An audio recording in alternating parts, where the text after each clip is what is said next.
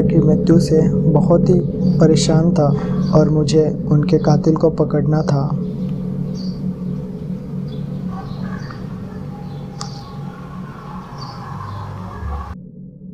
पर यह रात मेरे लिए एक खौफ छिपाए बैठी थी।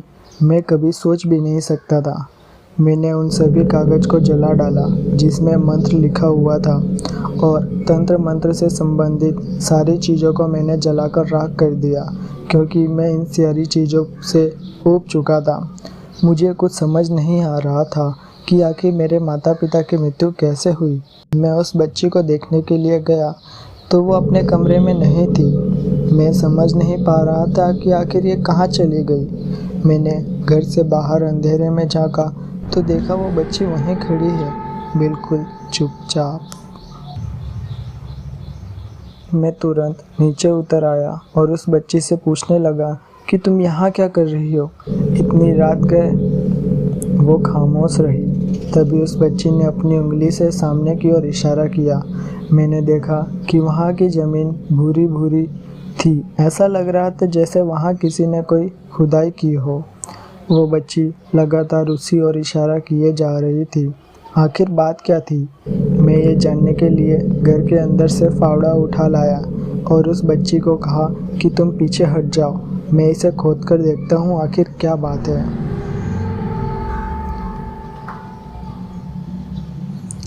वो बच्ची मेरे पीठ पीछे खड़ी थी और मैं उस ज़मीन को खोदने लगा। थोड़ी देर खोदने पर मुझे अंदर जो चीज़ दिखी उसे देखने के बाद एक पल के लिए मैं थम सा गया। उस कब्र में उस बच्ची की लाश थी जो अभी मेरे पीछे खड़ी थी। मुझे इतना डर लग रहा था कि इसे अपने शब्दों में मैं नहीं बता सकता। मैं किसी तरह अपने पीछे देखा तो वो बच्ची वहीं खड़ी थी। मैं उसे देखकर पीछे की ओर गिर गया। मैंने उससे पूछा कि आखिर तुम कौन हो? तब उस बच्ची ने जो कहा, मैं और भी आहत हो गया। ऐसा लगा कि मेरे शरीर से किसी ने जान ही निकाल ली हो। उस बच्ची ने अपनी आप बीती बताई कि तुम्हारे माता पिता ने ही मुझे यहाँ इस ज़मीन में दफन किया है। मैं अपने घर से बाहर खेलते हुए सड़क के किनारे आ गई थी।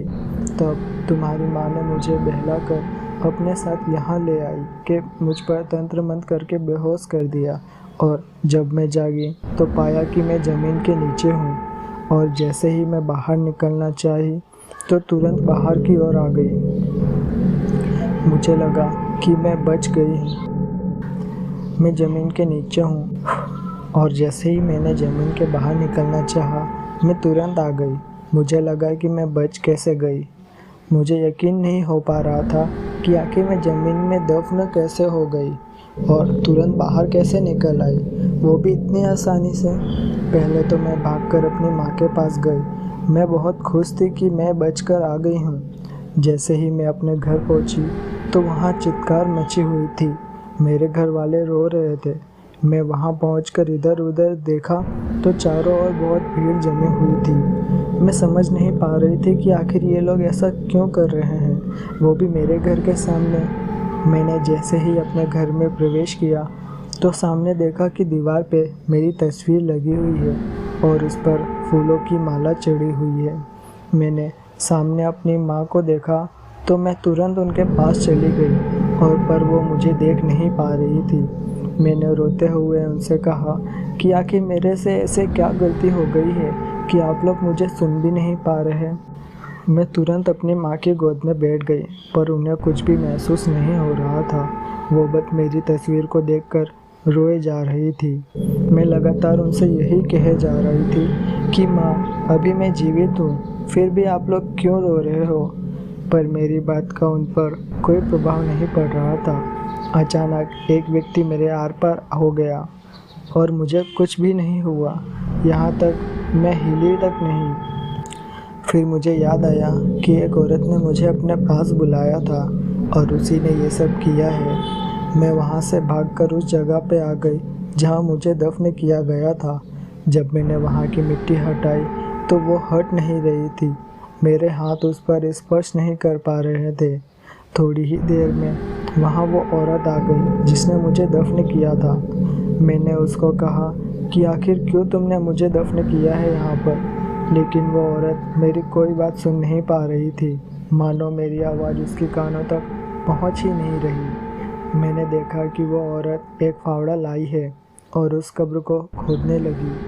खोदने के बाद मैंने देखा कि मेरे लाश अंदर पड़ी हुई है, वो भी बुरी हालत में। अब मैं समझ चुकी थी कि मैं मर चुकी हूँ। इसी औरत ने मुझे मारा है और मैं एक आत्मा हूँ और मुझे इन लोगों से बदला लेना है।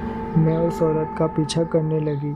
देखा कि वो घर के अंदर गई और अंदर भी एक व्यक्ति बैठा हुआ है जिसने अपने आगे अजीब अजीब सी तंत्र मंत्र संबंधित चीज़ें रखी हुई है।